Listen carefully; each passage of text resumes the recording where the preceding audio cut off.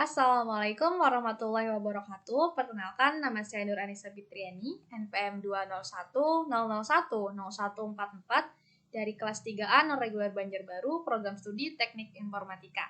Di video ini, saya akan menjelaskan program yang saya buat pada aplikasi DepC++ yang berjudul Program Rumah Jahit Anissa untuk memenuhi tugas atau final project mata kuliah pemrograman terstruktur dosen pengampu Bapak Nur Alamsyah, Eskom Mkom. Dalam membuat program ini terdapat beberapa syarat. Syarat-syarat tersebut adalah sebagai berikut. Nah, ini adalah syarat-syarat yang harus dipenuhi dalam membuat program. Nah, karena program sudah saya buat, langsung saja kita masuk pada aplikasi DepC++, tepatnya pada program Rumah Jahit Anissa. Langsung saja saya jelaskan. Dari baris pertama sampai pada baris ke-10 ini membuat biodata diri saya yang termasuk ke dalam komentar yang tidak dapat atau tidak bisa dibaca oleh aplikasi DepC++. Kemudian pada baris ke-12 sampai pada baris ke-14 ini terdapat tagar iCloud iStream, iCloud string.h, ada iCloud stdlib.h. Nah, ketiganya ini termasuk ke dalam header yang dapat menjalankan fungsi-fungsi standar bahasa C++. Nah, kode iCloud sendiri ini berfungsi untuk menjalankan isi file header saat program dikompil. Nah, berikutnya di sini kita akan bahas apa itu iCloud iStream. Nah, iCloud iStream atau input-output stream merupakan fungsi utama yang ada pada DepC++. Tanpa menggunakan iCloud iStream, semua fungsi yang ada pada DepC++ tidak akan berfungsi. Kemudian yang kedua ini ada iCloud string.h. Nah, gunanya agar kita dapat memasukkan fungsi string di dalam kondisi yang kita buat. Kemudian yang ketiga ada iCloud stdlib.h. Nah, iCloud stdlib.h ini agar kita dapat memasukkan fungsi sistem CLS yang digunakan untuk membersihkan layar pada program yang akan dijalankan, sehingga program dapat menentukan saat untuk menghapus data yang telah dijalankan tanpa menutup program tersebut dan membukanya kembali. Kemudian beralih pada baris ke-16 yaitu using namespace std diakhiri dengan titik koma. Nah, using namespace std sendiri bertujuan agar kita tidak perlu menulis namespace std di setiap perintah cin dan cout nantinya. Nah, kemudian di baris ke-18 ini ada tagar define. Nah, tagar define sendiri ini merupakan tipe data konstanta yang tidak dapat diubah nilainya.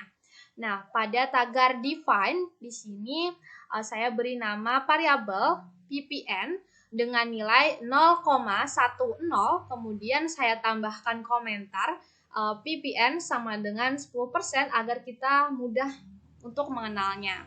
Kemudian berlanjut di sini ada cons in diskon sama dengan 25.000 diakhiri dengan titik koma. Cons in merupakan tipe data, kemudian diskon sendiri merupakan nama variabel dengan nilainya 25.000. Kemudian diakhiri dengan tanda titik koma. Berikutnya beralih pada baris ke-21, di sini ada inMine. Nah, inMine merupakan kode program utama dalam aplikasi DepC++, di mana kita akan banyak menulis kode program di dalamnya. Diawali dengan tanda kurung kerawal buka. Pada baris ke-24 ini terdapat yang namanya char. Nah, char sendiri adalah tipe data yang memungkinkan kita untuk menyimpan data dalam bentuk karakter. Char merupakan variabel teks yang hanya bisa memasukkan karakter tunggal, dapat berupa huruf, angka, dan simbol. Contohnya saja seperti huruf A, B, C, dan D. Kemudian di sini saya beri nama variabel, yaitu variabel nama, jenis pakaian, kemudian size, nomor telepon, alamat, dan back. Agar pada variabel char dapat ditambahkan lebih dari satu karakter, Maka saya menambahkan fungsi array dengan nilai 50 untuk variabel nama, kemudian 5 untuk jenis pakaian, 10 untuk size, 15 untuk nomor telepon, dan 20 untuk alamat. Berikutnya pada baris ke-25 di sini ada int atau integer. Nah, integer merupakan tipe data numerik yang memungkinkan kita untuk menyimpan data dalam bentuk bilangan bulat. Di sini terdapat variabel dengan nama orderan, order, jumlah, total, dan lain-lain sesuai dengan program aplikasi yang saya buat. Oke, kemudian berlanjut di sini ada bool atau boolean. Di sini bool merupakan tipe data yang dapat memiliki nilai dari dua pilihan, yaitu true dengan nilai 1, kemudian false dengan nilai 0. Nah, bool sendiri digunakan untuk memberikan dan memastikan kebenaran dari sebuah operasi atau kondisi program. Di sini saya memberikan nama variabelnya yaitu variabel saldo, tidak lupa pula diakhiri dengan simbol titik koma. Kemudian lanjut pada baris ke-30, di sini ada do yang diawali oleh tanda kurung kurawal buka, kemudian di sini ada sistem yang diiringi dengan CLS atau clear screen yang fungsinya sudah saya sebutkan seperti di awal. Langsung saja masuk pada bagian cout. Di sini cout sendiri merupakan keluaran yang fungsinya untuk menampilkan teks, file maupun simbol pada program yang merupakan hasil olahan data sebelumnya. Menggunakan objek cout sendiri membutuhkan insertion operator dengan tanda kurang dari di antara objek dengan ekspresi. Kemudian diikuti dengan tanda kurang dari, di sini ada NL atau nline yang fungsinya sebagai enter pada program. Di sini masih ada pada baris 36 yaitu cout kurang dari NL. NL sendiri fungsinya masih sama yaitu untuk enter pada program. Lalu pada baris ke-37 di sini ada cout yang diiringi dengan masukkan nama Anda. Agar saya dapat menambahkan atau memasukkan nama saya, maka saya memerlukan perintah cin dan membutuhkan expression operator yaitu tanda lebih dari yang diletakkan di antara objek dan ekspresi. Untuk variabel nama sendiri ini berfungsi untuk tempat penyimpanan data maupun memori. Begitupun dengan nomor telepon dan alamat. Keduanya merupakan tempat penyimpanan data maupun memori. Di sini kemudian di baris ke-40 ada cout kurang dari NL. Nah, NL atau nline ini fungsinya masih sama yaitu untuk enter pada program. Lalu pada baris ke-41 sampai dengan baris ke-55 ini merupakan pilihan jenis pakaian yang bisa diorder di rumah jahit Anissa. Nah, langsung saja kita pada baris ke-57. Di sini ada cout, masukkan orderan berdasarkan nomor, di mana kalimat tersebut akan tampil pada program yang kita buat nantinya. Nah, di sini kita dapat menginputkan pilihan jenis pakaian di antara nomor 1 sampai dengan 12 dan otomatis akan masuk ke dalam variabel orderan. Kemudian masuk ke dalam percabangan. Pada percabangan tepatnya di baris ke-61 ini terdapat switch. Nah, switch sendiri adalah pernyataan penyeleksian untuk manipulasi jalannya aliran program berdasarkan kondisi ekspresi. Nah, pernyataan switch ini diawali dengan kata kunci switch, kemudian diikuti dengan conditional expression yang diapit oleh tanda kurung di mana terdapat variabel di dalamnya. Nah, ini adalah variabel yang digunakan yaitu variabel orderan. Kemudian diiringi lagi dengan tanda kurung kurawal buka dan kondisinya diawali dengan case 1 titik 2. Kemudian di baris ke-64 ini ada strcpy atau string copy yang tujuannya digunakan untuk menyalin string ke variabel tujuan. Kemudian pada baris ke-64 ini ada break yang diakhiri dengan titik koma. Nah, break sendiri ini digunakan untuk memberhentikan sebuah kondisi, di mana jika kita memilih angka atau nomor satu, maka kondisi akan berhenti pada nomor satu atau tidak akan berlanjut pada nomor-nomor berikutnya. Kemudian pada case 2, di sini tepatnya di baris ke-67 ada variabel I sama dengan 1 yang fungsinya untuk memberikan harga atau nilai pada sebuah jenis pakaian yang akan dikopikan. Kemudian mengapa pada case 1 tidak terdapat variabel I? Di sini karena di awal tepatnya pada bagian integer di sini kita sudah menginputkan variabel I sama dengan 0. Itu artinya pada bagian case 1, variabel I-nya adalah 0. Kemudian sampai seterusnya.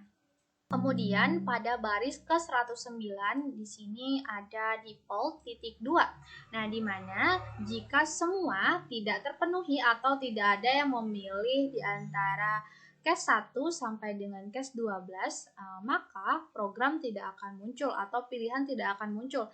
Yang akan muncul adalah CIOT atau keluaran, yaitu pilihan jenis pakaian tidak tersedia. Nah, setelah itu maka program akan otomatis mengulang dari pernyataan di awal, yaitu CIOT silahkan pilih orderan Anda.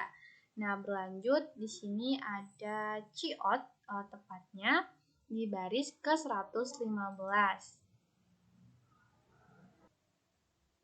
CIOT pada baris ke-115 yaitu CIOT Anda memilih dengan variabel jenis pakaian. Nah, ini maksudnya adalah di mana program akan menampilkan jenis pakaian yang nomornya telah diinputkan tadi. Kemudian di baris ke-116 ada CIOT NL atau Nline. Ini Nline masih sama fungsinya, yaitu untuk memberikan enter pada program. Kemudian berlanjut ke baris ke-118. Di sini tersedia size S, M, L, XL, XXL, dan XXXL. Di sini diakhiri dengan Nline atau enter pada program. Kemudian pada baris ke-119 di sini ada CIOT. Anda memilih size diiringi dengan Cin dengan variabel size. Nah, di sini itu artinya kita dapat menginputkan salah satu size yang tersedia ke dalamnya. Kemudian ke baris 120 di sini ada CIOT NL atau Nline untuk enter pada program. Lalu pada baris ke-121 di sini ada CIOT jumlah jenis pakaian yang diorder diiringi dengan Cin dengan variabel jumlah. Ini di mana kita dapat menginputkan jumlah pakaian yang akan kita order di dalamnya. Lalu lanjut ke baris ke-123. Di sini adalah proses perhitungan pembayaran atas orderan, dimulai dari order sama dengan jumlah dikali harga. Nah, I merupakan variabel yang digunakan untuk menyesuaikan case-case yang ada di atas tadi. Lanjut, di sini di baris ke-124 ada pajak sama dengan order dikali PPN. Nah, untuk PPN-nya sendiri ini sudah diinput di atas, tepatnya di bagian define ini dengan nilai 0,10. Kemudian untuk totalnya di sini ada pajak ditambah order diakhiri dengan titik koma. Lalu pada baris ke-126 ini ada CIOT kurang dari NL atau Nline diakhiri dengan titik koma. Nline sendiri fungsinya untuk enter pada program. Berikutnya masuk ke baris 128. Di sini ada yang akan tampil yaitu rumah jahit Anissa diiringi dengan CIOT pada baris 130 yaitu slice T nama customer. Nah, slice T sendiri ini berfungsi untuk memberikan perintah tab pada program. Berikutnya di sini ada variabel nama, nomor telepon, alamat, jenis pakaian, dan size.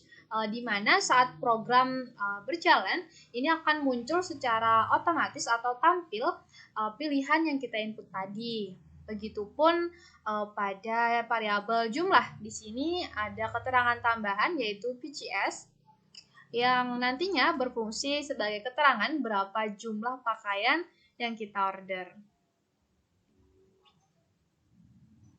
Berikutnya beralih pada baris ke-136 yaitu COT/T harga jenis pakaian. Nah, harga jenis pakaian akan muncul sesuai case yang kita pilih atau kita input tadi, kemudian akan dikalikan dengan jumlah pakaian yang kita pilih untuk menentukan total pembayaran.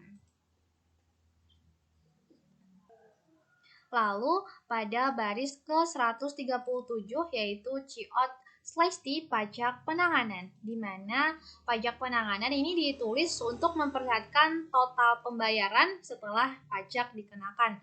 Nah, untuk COT/T total pembayaran sendiri ini adalah hasil dari penambahan nilai atau harga dari COT harga jenis pakaian dan COT pajak penanganan. Kemudian di sini beralih pada baris ke-140 yaitu if. Nah, if adalah percabangan. Di sini variabelnya yaitu variabel jumlah. Nah, jika jumlah lebih dari sama dengan 3, maka kalian akan mendapatkan diskon atau potongan harga. Tetapi jika tidak, maka kalian tidak akan mendapatkan diskon atau potongan harga.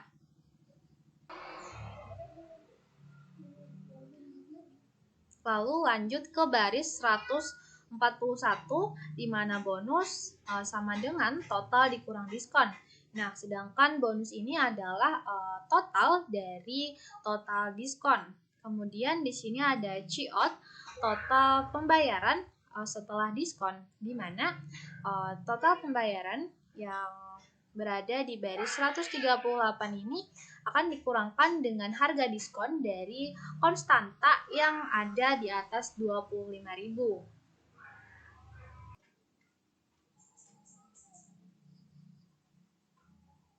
Selanjutnya pada baris ke-149 yaitu terdapat COT, silakan lakukan pembayaran di sini. Di mana ini adalah merupakan baris yang digunakan agar kita dapat membayar pakaian yang kita order atau menginputkan nilai uang. Jika nilai uang yang kita inputkan kurang, maka kita akan masuk ke perulangan. Di sini pada baris ke-153 ada perulangan while, di mana sistem perhitungannya jika bayar kurang dari total maka sama dengan saldo. Kemudian di sini ada COT, saldo Anda kurang, silahkan bayar lagi. Maka lakukan pembayaran hingga saldo terpenuhi.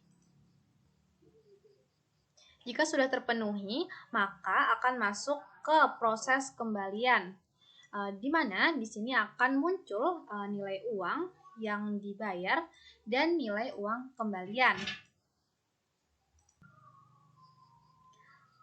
Lalu akan muncul COT atau keluaran apakah Anda ingin order lagi. Jika Anda ingin mengorder lagi, maka kalian tinggal inputkan saja huruf Y, tetapi jika tidak, maka kalian inputkan saja huruf T.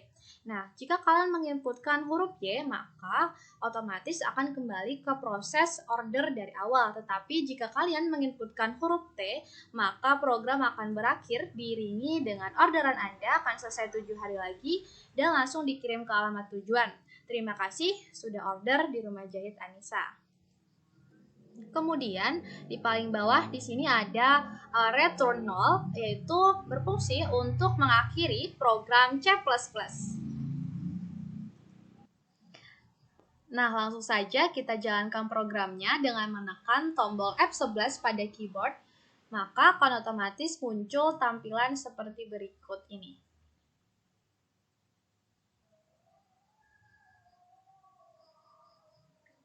Nah, di sini kita diminta untuk menginputkan nama. Di sini saya inputkan nama saya sendiri. Kemudian nomor telepon. Lalu alamat. Lalu akan muncul tampilan yang kita desain tadi. Di sini kita diminta untuk Masukkan orderan berdasarkan nomor. Silahkan pilih orderan Anda. Nah, di sini saya memilih rok, maka dengan nomor 12. Kemudian enter. Di sini diminta untuk menginputkan size atau ukuran yang kalian inginkan. Di sini saya menggunakan ukuran M misalnya. Kemudian klik enter. Di sini ada jumlah jenis pakaian yang akan diorder. Nah, kalian ingin mengordernya berapa? Di sini saya pilih 2 saja, kemudian klik enter. Nah, akan muncul seperti ini. Ada nama customer, kemudian nomor telepon, alamat, jenis pakaian, size-nya, kemudian jumlah orderan. Di sini ada harga jenis pakaian, ini langsung dikalikan banyaknya jumlah orderan. Kemudian di sini ada pajak penanganannya sebesar 20.000. Nah, total pembayaran sendiri adalah jumlah dari harga pakaian dengan pajak penanganan. Lalu di sini ada opsi silahkan lakukan pembayaran di sini. Di sini saya akan inputkan saja misalnya sebesar 200.000. Nah, saldo Anda kurang, silahkan bayar lagi. Nah, kita inputkan saja misalnya 50.000. Oke, kita mendapat uang kembalian sebanyak 30.000. Lalu muncul opsi, apakah Anda ingin order lagi? Jika ingin order lagi, maka masukkan atau inputkan saja huruf Y, tetapi jika tidak, maka inputkan saja huruf T. Di sini saya akan menginputkan huruf Y. Oke. Program akan membersihkan layar dan memulainya dari awal. Di sini kita diminta untuk menginputkan nama, kemudian nomor telepon,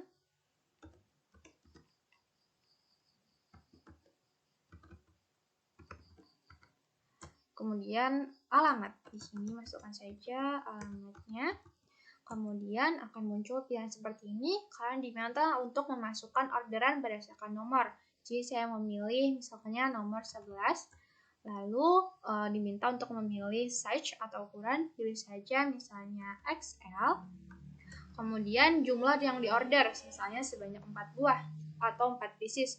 Kemudian klik enter. Nah, maka di sini kita mendapatkan opsi Anda mendapatkan diskon potongan harga sebesar 25.000. Total pembayaran setelah diskon yaitu 855.000. Di sini kita diminta untuk melakukan pembayaran. Saya inputkan saja misalnya pertama adalah 800.000. Oke, saldo masih kurang. Saya masukkan lagi misalnya sebesar 50.000. Nah, masih kurang lagi, maka tambahkan lagi misalnya sebesar 10.000. Nah, kita mendapatkan kembalian sebesar 5.000. Kemudian, jika kalian ingin mengorder lagi, maka klik saja atau inputkan Y, tetapi jika tidak, maka inputkan saja T. Di sini karena saya tidak ingin mengorder lagi, saya akan memilih atau menginputkan huruf T. Nah, maka akan diiringi dengan orderan Anda akan selesai 7 hari lagi dan langsung dikirim ke alamat Anda. Terima kasih sudah order di Rumah Jahit Anissa. Nah, maka selanjutnya kalian bisa klik saja enter untuk mengakhiri program. Nah, mungkin itu saja penjelasan program yang saya buat dengan judul Rumah Jahit Anissa. Jika ada kesalahan dan kekurangan mohon dimaafkan. Semoga video ini bermanfaat. Saya akhiri dengan assalamualaikum warahmatullahi wabarakatuh.